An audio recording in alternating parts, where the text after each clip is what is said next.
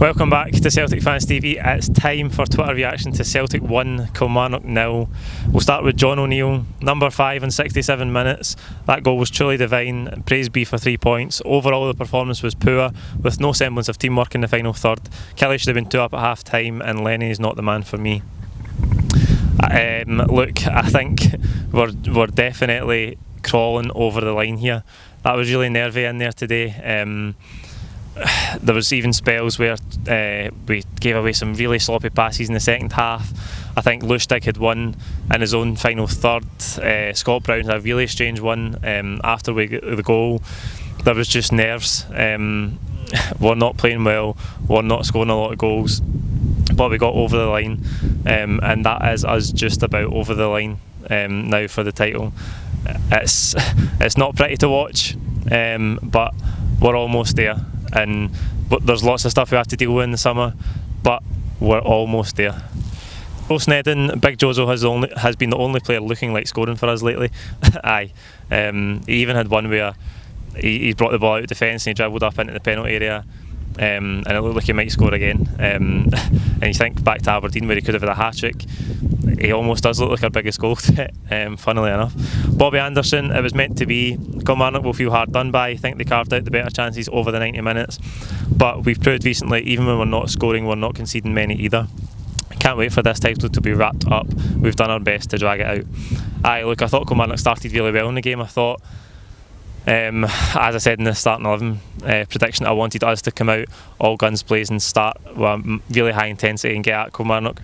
We didn't really do that, and then they had a spell 20-25 minutes in where they had a flurry of corners, they had a few shots. Scott Bain was called in action a few times.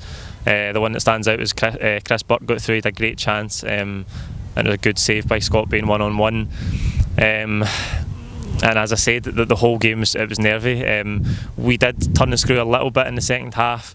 We did create a couple of good chances. The glaring one is where Rogic gets through, and instead of finishing it himself, he squared it for Edward, and the pass was a little bit in front of him. The defender managed to block it before Edward get a chance to put it in an empty net.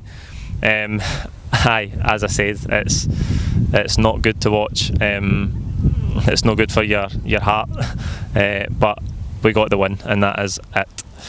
And we'll finish with Callum Manson. Job done, Celtic, but we have to have more fight in these games. Got away with it big time again. King Billy smiling down on us today. Now to get the League One as soon as possible. Man of the match, number 5, Jozo Simunovic.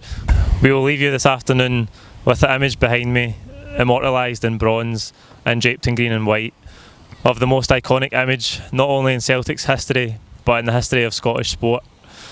In the words of the great man himself, there is a fairy tale aspect about Celtic, and we've seen that again today with a towering header from number 5 in the 67th minute to win the game for Celtic. But Billy McNeill is the central figure in the greatest sporting fairy tale ever told, that 11 men from Glasgow could conquer Europe and lift football's most coveted prize. An outstanding defender, a courageous leader, but above all, a man of great honour and respect. Perhaps the most fitting tribute this week, written or broadcast, can be summed up in this simple sentence: he is everything we are and everything we want to be. It is said that the key to immortality is to first live a life worth remembering.